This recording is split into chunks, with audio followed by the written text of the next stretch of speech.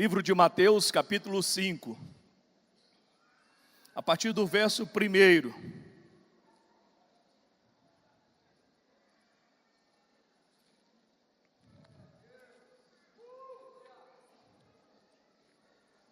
Pode dar glória que é de graça, irmão. Diz assim: vendo Jesus as multidões, subiu ao monte, e como se assentasse, aproximaram-se os seus discípulos, e ele passou a ensiná-los, dizendo: bem-aventurados os humildes de espírito, porque deles é o reino dos céus. Bem-aventurados os que choram, porque serão consolados. Bem-aventurados os mansos, porque herdarão a terra. Bem-aventurados que têm fome e sede de justiça, porque serão fartos. Bem-aventurados os misericordiosos, porque alcançarão misericórdia. Bem-aventurados limpos de coração, porque verão a Deus. Bem-aventurados pacificadores, porque serão chamados filhos de Deus. Bem-aventurados os perseguidos por causa da justiça, não porque é chato, porque deles é o reino dos céus. Bem-aventurados sois quando por minha causa vos injuriarem e vos perseguirem e mentindo disserem todo o mal contra vós. Regozijai-vos e exultai, porque é grande o vosso galardão nos céus, pois assim perseguiram os profetas que vieram antes de vós. Vou fazer uma pausazinha aqui e eu quero fazer um pequeno complemento daquilo que minha esposa acabou de dizer. E principalmente aos pais, homens, os sacerdotes de casa, em nome do Senhor Jesus, querido, volte-se para a sua família, volte-se para os seus filhos, ajude a controlar toda a situação, a saber como vai a sua casa, como está o seu filho academicamente, espiritualmente, veja como ele está lidando com todas essas informações excessivas que nós temos. Vocês talvez não saibam, mas irmão, um adolescente na fase acadêmica, ele sofre uma pressão absurda pelos seus pares, por aqueles que compõem o seu grupo social. Às vezes ele deseja imensamente cumprir a palavra de Deus, ser santo, ser correto, mas a pressão dos seus amigos os fazem às vezes, muitas vezes, tomarem caminho que às vezes não tem volta. Cheirar maconha, injetar, ingerir coisas, falar coisas, fazer coisas só pela pressão dos seus amigos. Se você começar a observar que seu filho anda calado, anda meio se esquivando de você, meio isolado dentro de casa, preste atenção e tente estabelecer uma comunicação muito franca e aberta. Talvez o seu filho ou a sua filha esteja sofrendo bullying na escola e você não sabe como socorrê-lo em cima daquilo que ele tem enfrentado. Irmãos, cada um aqui viveu e vive ainda, a gente sabe que ambiente de escola não é fácil para ninguém, mas principalmente nos dias de hoje você precisa abrir muito bem os seus olhos e acompanhar os seus filhos, acompanhar a internet, WhatsApp, Facebook, todas essas coisas, e você prestar atenção do que está sendo postado ali, do que as meninas estão falando aos rapazes e vice-versa, que tipo de diálogo está sendo desenvolvido naquelas páginas, naqueles grupos. Isso é extremamente importante, e essa responsabilidade foi dada ao pai e à mãe. E falando do pai, volte-se para os seus filhos homens, dê o suporte que eles precisam. Irmãos, quantas pessoas nós temos ouvido falar de aceitação. Meu pai não me aceita como eu sou, eu tenho necessidade de ser aceito pelo meu pai. Os pastores, temos atendido muita gente com necessidade de aceitação. Talvez você não saiba o valor que você tem para os seus filhos.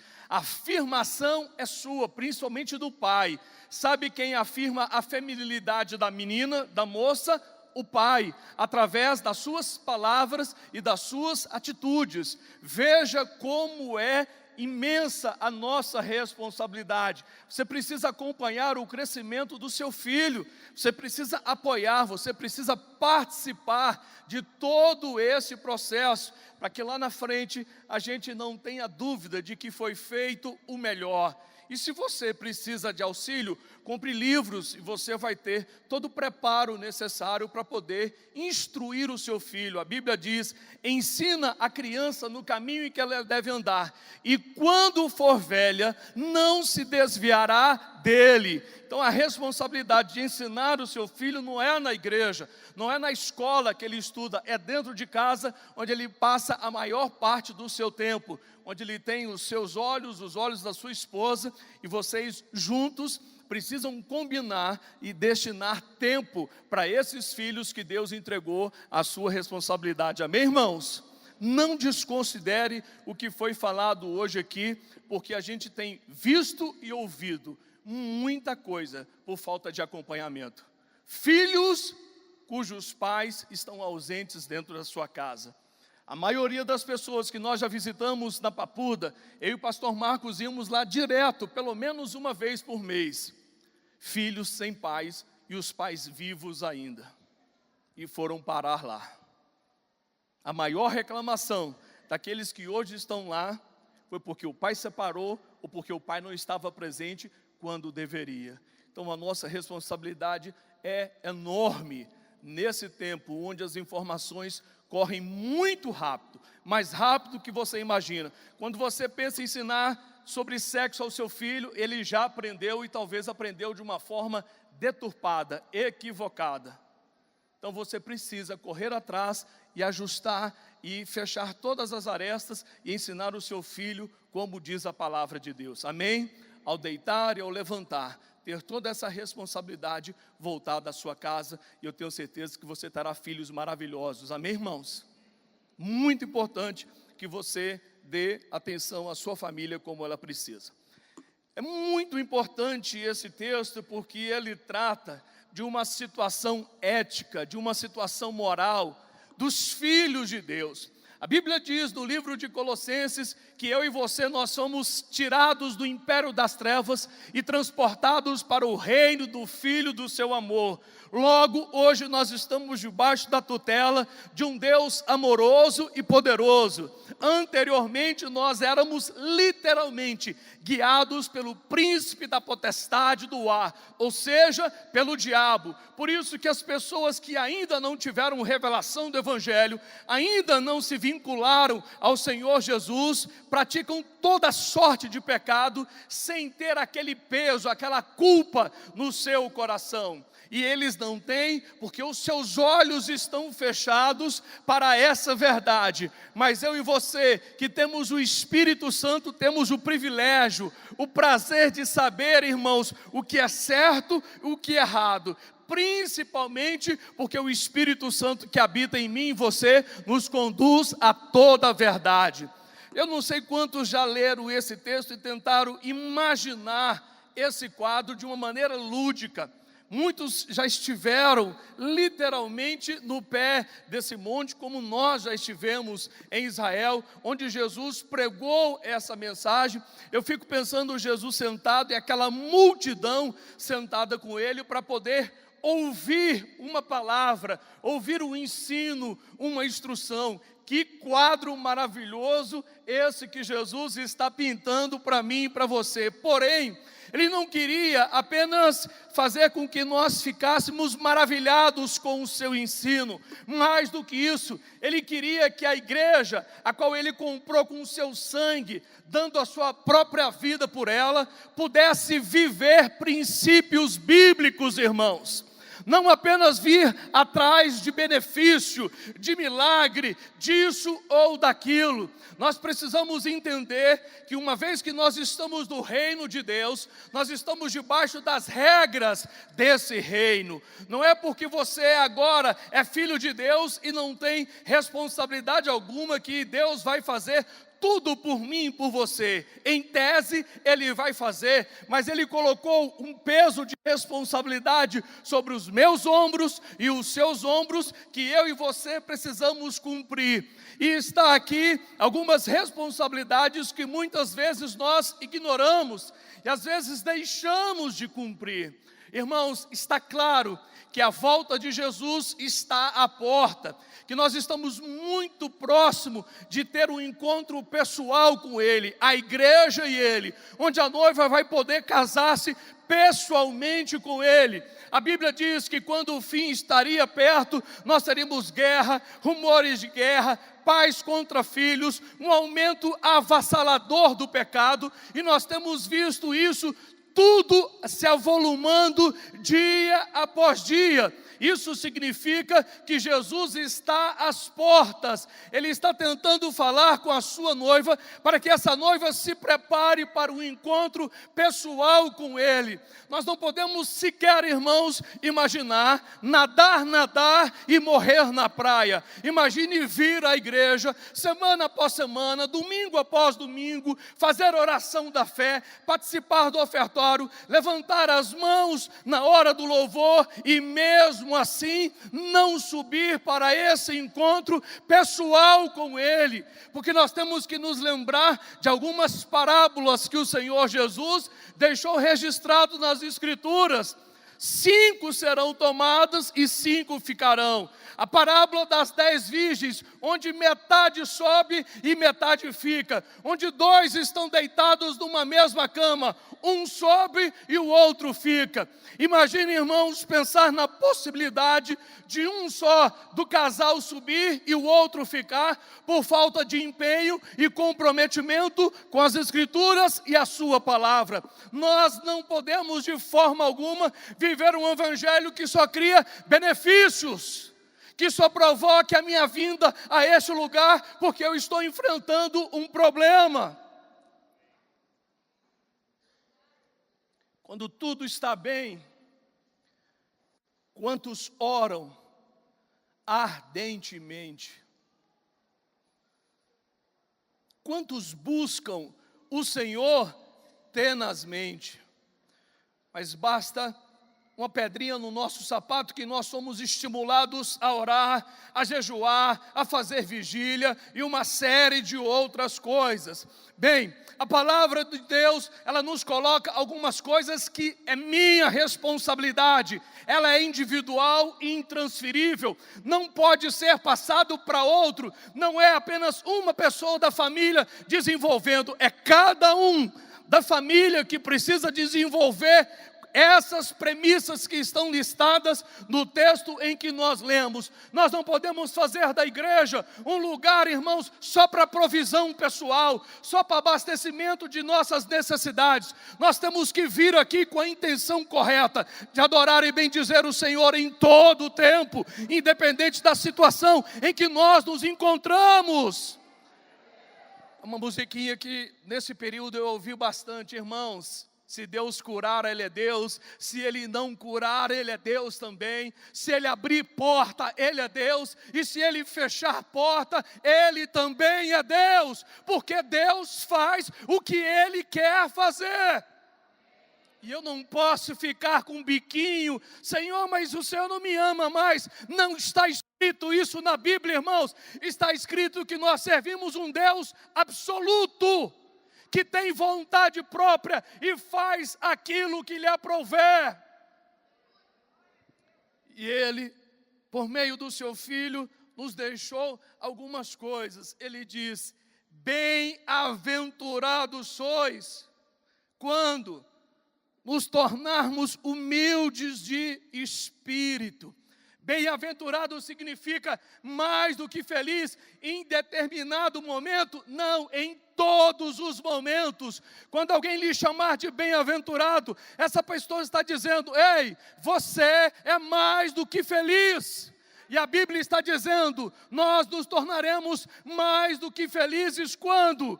Quando a humildade de espírito, outra tradução diz, pobre de espírito. Isso quer dizer o que, irmãos? Virtude que nos dá o sentimento do nosso limite, da nossa fraqueza, até onde eu posso ir, é antagônica ao orgulho.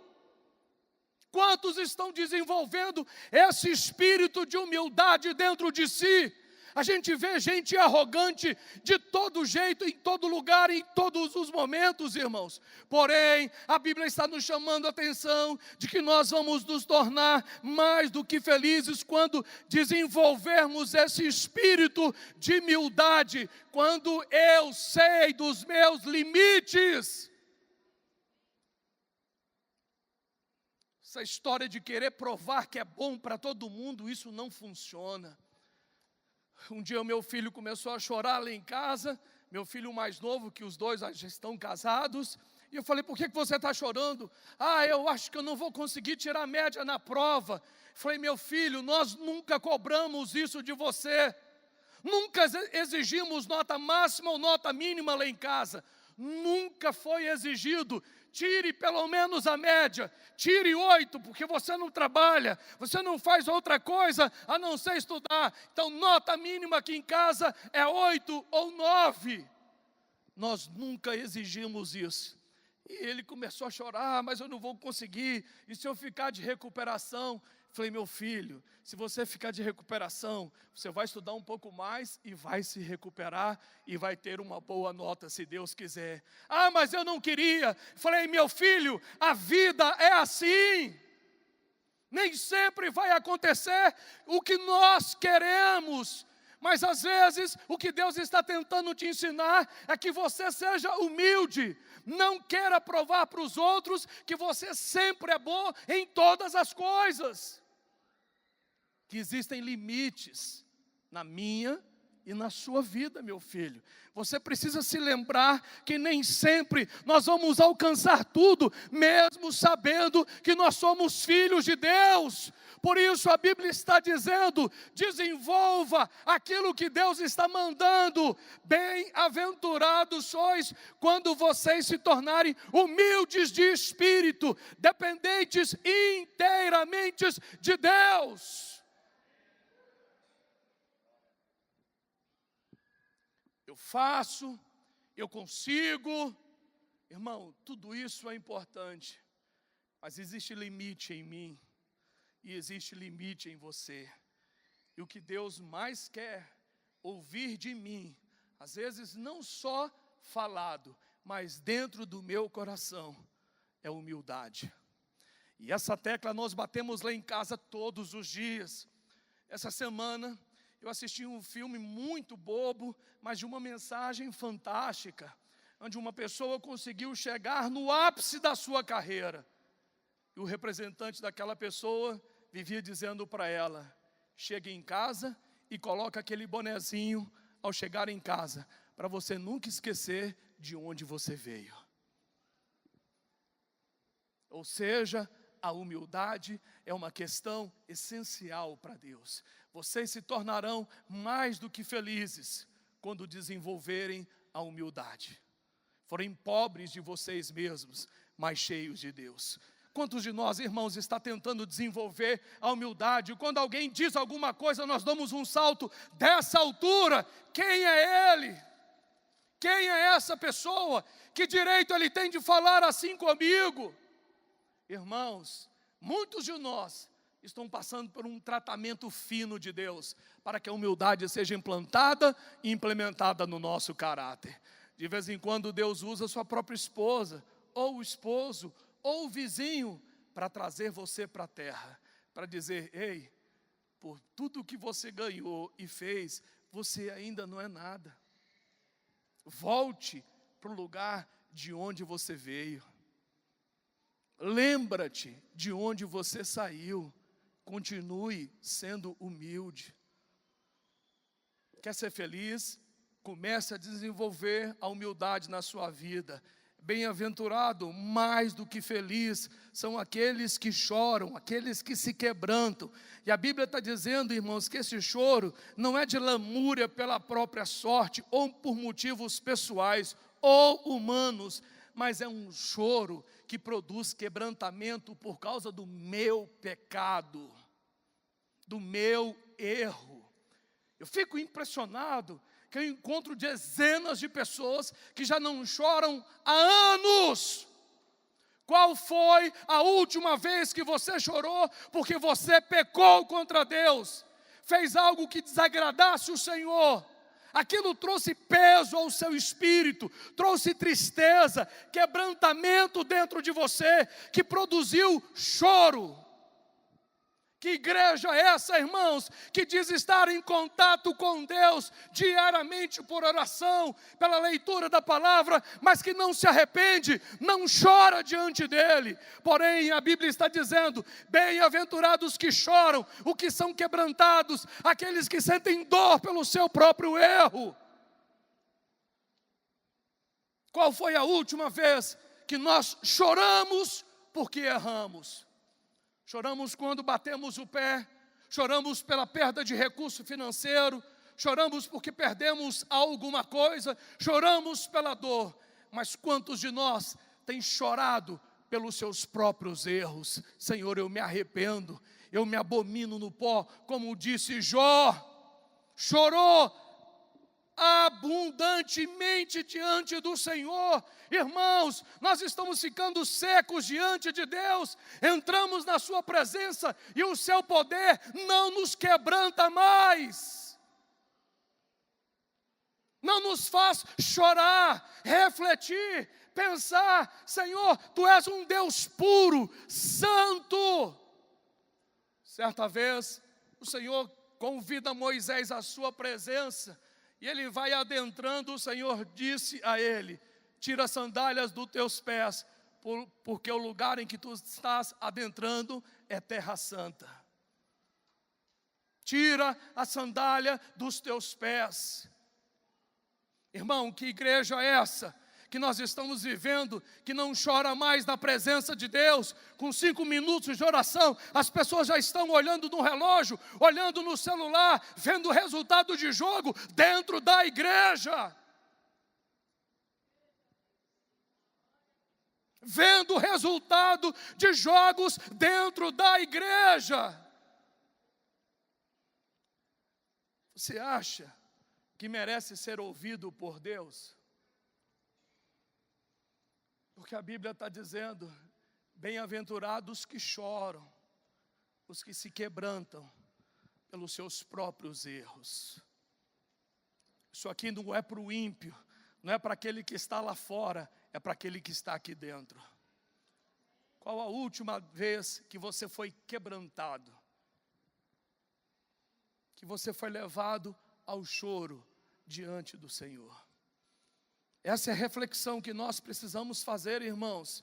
E aí, às vezes, nós não sabemos por que as coisas não acontecem na minha casa, comigo. Por que não vem esse milagre e na vida do irmão vem? Talvez esse irmão esteja chorando todos os dias, esteja sendo mais do que feliz, porque está se quebrantando. Senhor, eu me arrependo por ter feito tal coisa.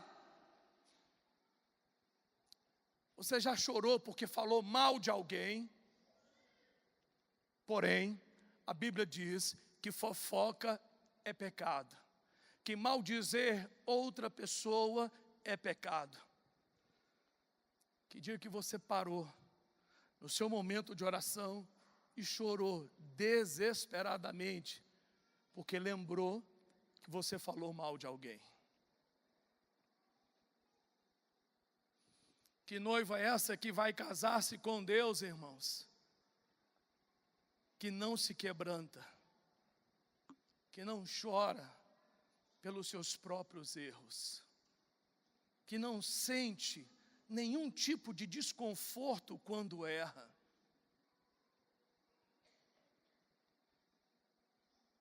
Está assistindo televisão, entra uma cena de sexo. Um dia o irmão falou: pastor, eu fui assistir uma peça de teatro onde as pessoas estavam nus no palco. Falou para mim o pastor Marcos. Falei: hã? Nu artístico. Falei, rapaz, você não saiu? Falou, não, pastor, é um nu artístico. Falei, mas era a sua esposa que estava lá? Não, era uma outra mulher. E você não sente nada, mesmo com um nu artístico?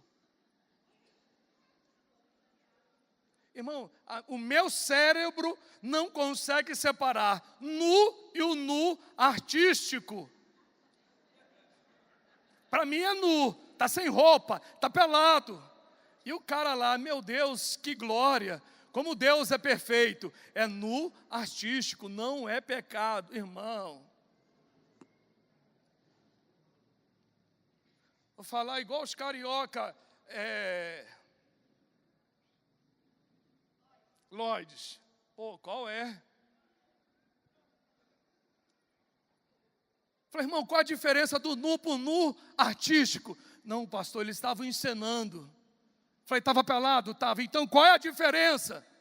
Se estava pelado. Falei, você não sentiu nada? Falei, nada, pastor. Falei, irmão, você está precisando orar e pedir a Deus que purifique os seus olhos. Porque a Bíblia diz, eu não colocarei coisas impuras diante dos meus olhos. Porque se os meus olhos forem bons, todo o meu corpo será bom. Porém, se os meus olhos forem maus, que grandes trevas nós estaremos. Qual foi a última vez que você pisou na bola, que você pecou mesmo e chorou diante de Deus? Senhor, eu me arrependo por ter feito isso. Eu me arrependo, me abomino no pó. Por isso talvez a gente não esteja vendo muitas pessoas felizes, porque são felizes os que choram e os que se quebrantam pelos seus pecados. Terceira coisa, bem-aventurado os mansos, digam mansos. Você é capaz de ouvir uma bronca calado, de se submeter ao outro, porque a mansidão, irmãos, está ligada à submissão, a estar submisso ao outro. Por isso Moisés disse, eu sou o homem mais manso de toda a terra, porque em nenhum momento ele se levantou contra a pessoa de Faraó, e sim contra os atos de Faraó. Existe uma diferença absurda nisso, não contra a pessoa, e sim contra os atos daquela pessoa. Por isso ele pôde dizer, eu sou o homem mais manso de toda a terra. Quem é manso aqui, levante a mão. Manso. O outro está brigando e você está lá na sua, se controlando, contando até 10, dizendo, Senhor, resiste meu inimigo, dê graça a ele. Quem é manso aqui, levante a mão. Minha esposa está lembrando, para poder facilitar e ajudar no seu conceito, o manso abre mão dos seus direitos. Você está lá no seu emprego, fazendo tudo certinho, mas o seu chefe encasquetou com você, diz que quem está errado é você, e você está lá, tudo bem, eu vou tentar melhorar, vou tentar mudar. Quem é manso dentro desse conceito? Abre mão dos seus direitos, se submete ao outro. Levante a mão. Pastor, levanta a mão, não, fica de pé. Fica de pé no seu lugar, você que é manso. Irmão, tem que ter manso. Nós temos um bem-aventurado, 2, 3 bem-aventurados, 4, 5, 6, 7, 8, 9, 10.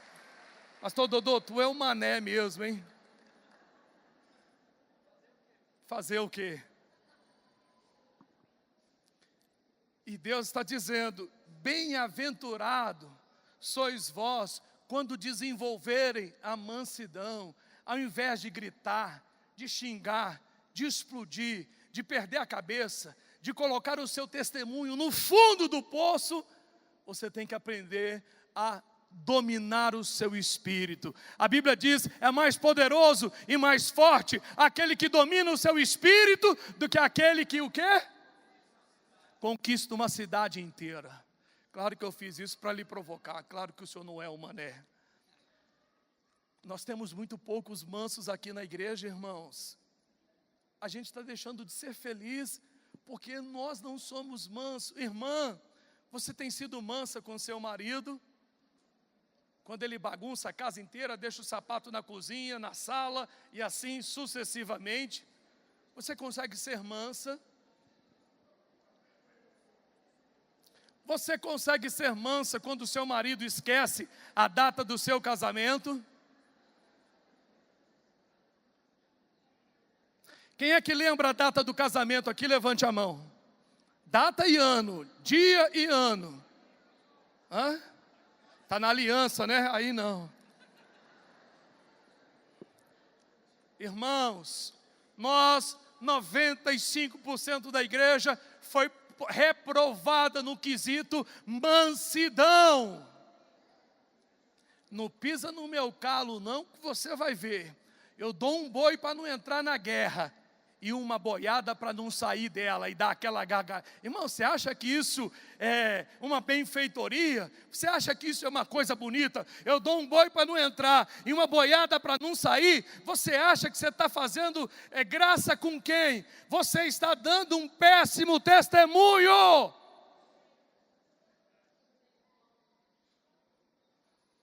Um dia o irmão chegou para mim, verdade ou não, conceito dele: pastor, tu é muito fraco. Ele estava no meu gabinete. Falei: irmão, tu é fraco. Eu não cresço nada te ouvindo.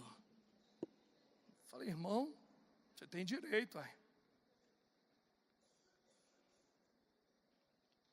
Suas mensagens não diz respeito para mim. Falei: é verdade, irmão. O senhor é muito fraco. Eu falei: irmão, por favor, vamos ficar de pé. Ele falou: a gente vai orar. Falou: não, vou te levar aqui à porta, eu quero te mostrar uma coisa. O que você vai me mostrar? Eu falei: não, me acompanhe. Eu saí do gabinete, deixei ele passar pela porta. Falei: por favor, irmão. A gente saiu pela porta da secretaria. Eu apontei a igreja, nós nos viramos para a igreja. Falei: querido, eu não vou discutir se eu sou bom ou não, fraco ou não. Eu quero te mostrar uma coisa. Aí nós nos viramos para a igreja. A minha obra está sendo feita semana após semana. Está aqui as minhas obras. Cadê as suas? Quantas pessoas você ganhou para Jesus? Quem você ajudou a consolidar? Falou: só está apelando. Eu falei: irmão, me perdoe. Ele falou: pastor, Deus abençoe. Eu falei: você também, querido. Pouco tempo depois ele estava aqui adorando a Deus, irmão, e o negócio me incomodando. Se eu não fosse pastor, Senhor, acho que eu voava no pescoço dele. Irmão, de vez em quando baixa um espírito de ninja em mim. Você não sabe o que eu sou capaz de fazer. Sou descendente de japonês, baixa o espírito de ninja. Rapaz, dá cada voadora. Se eu não fosse pastor, esse irmão ia ver, meu irmão. A minha sogra já amarrou, passou a espada, mas de vez em quando baixa. E aí, eu estou vendo aquele irmão vindo, na hora do louvor, ele vindo, chegando perto de mim, eu falei: Senhor, o sangue de Jesus tem poder. Falei: vai falar alguma coisa. Aí lá vem ele, para na minha frente. Posso te dar um abraço? Falei: pode. Eu baixei, vem cá, Ulisses. Me dá um abraço. Olha como é que eu fiquei.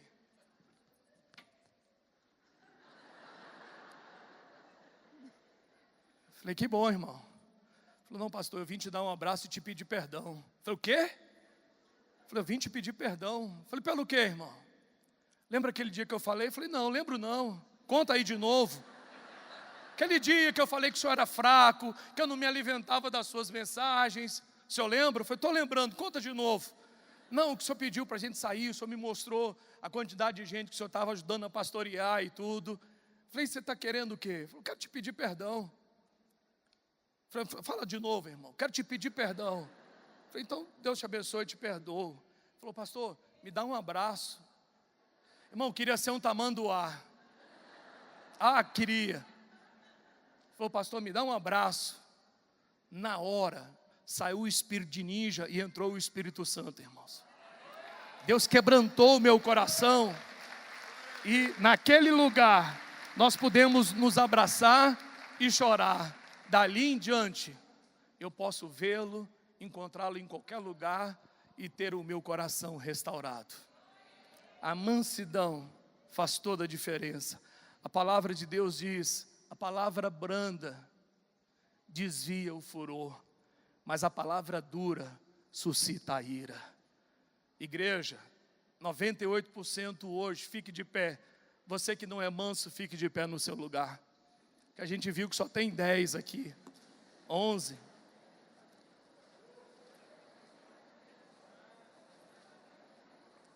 Cuidado, irmão, com essa pessoa que está ao seu lado, cuidado.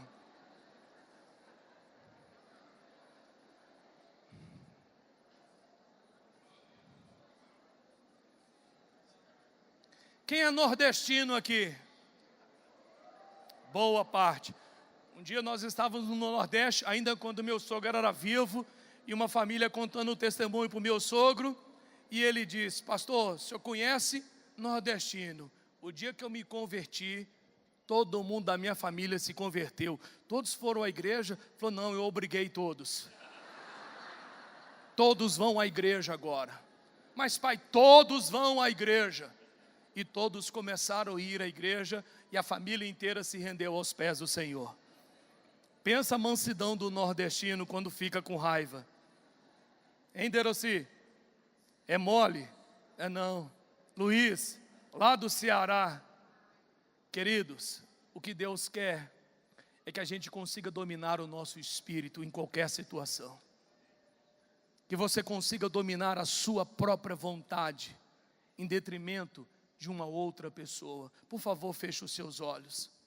Peça a Deus o controle do seu espírito hoje, para que você cumpra: bem-aventurados mansos, porque eles herdarão a terra. Deus quer ver mansidão na minha atitude e na sua atitude. Seja em que nível for, em que situação nós estejamos, com quem for. Irmão, seja brando. A palavra branda desvia o furor. Controle-se. Não perca a cabeça, porque muitas coisas acontecem nessa hora. Quando você perde a sua razão, você perde o seu direito. E Deus está dizendo que Ele quer nos fazer muito felizes, a partir da mansidão. Bem-aventurado, mais do que felizes, sois vós, quando se tornarem manso, quando se sujeitarem ao outro, quando se submeterem a outra pessoa. Isso é bíblico. Isso é o reino de Deus. Você já saiu daquela posição que não dominava o seu espírito, que falava o que queria, que achava que você sempre estava na razão. Mas a Bíblia diz que nós fomos tirados do império das trevas e transportados para o reino do Filho do seu amor. Agora nós estamos sendo controlados e dirigidos pelo Espírito Santo, sendo dominados diariamente. Mesmo que estejamos certos e o outro dizendo uma série de coisas inconvenientes, lembre-se, você vai se tornar mais do que feliz quando for manso em qualquer situação. Eu não consigo ver Jesus não sendo manso, mesmo na hora da cruz, mesmo crucificado. Ele olha para os seus algozes, ele olha para as pessoas que o colocaram naquele lugar injustamente, sem dizer uma palavra contra eles. Ele se dirige a Deus e diz: Pai, perdoa-lhes, eles não sabem o que fazem. Essa é uma atitude de uma pessoa mansa, que aprendeu a dominar o seu espírito.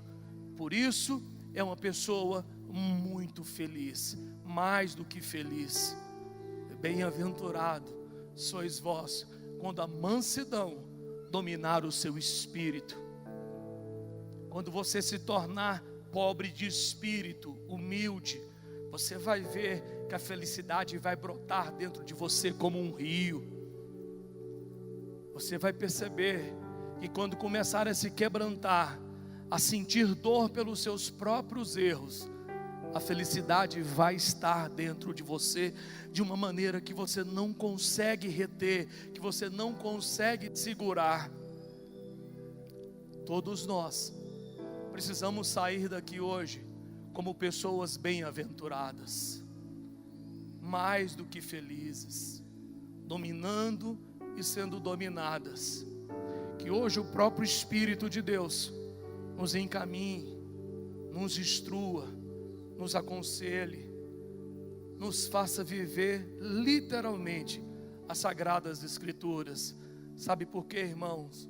Jesus está à porta e Ele precisa casar-se com uma noiva sem mancha, sem mácula, sem ruga e sem defeito.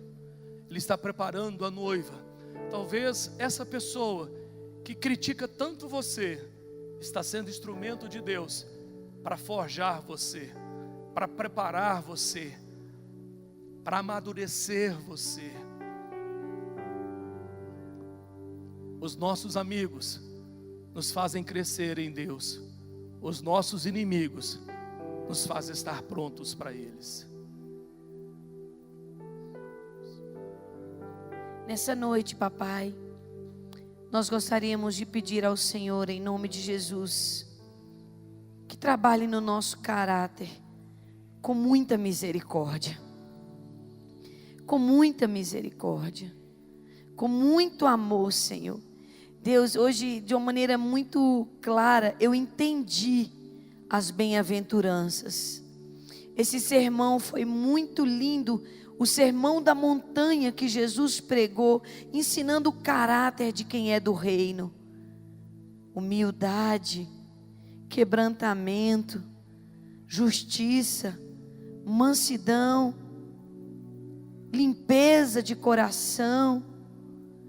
Deus, é tudo aquilo que o Senhor deseja para nós e que o Senhor tem poder para fazer em nós.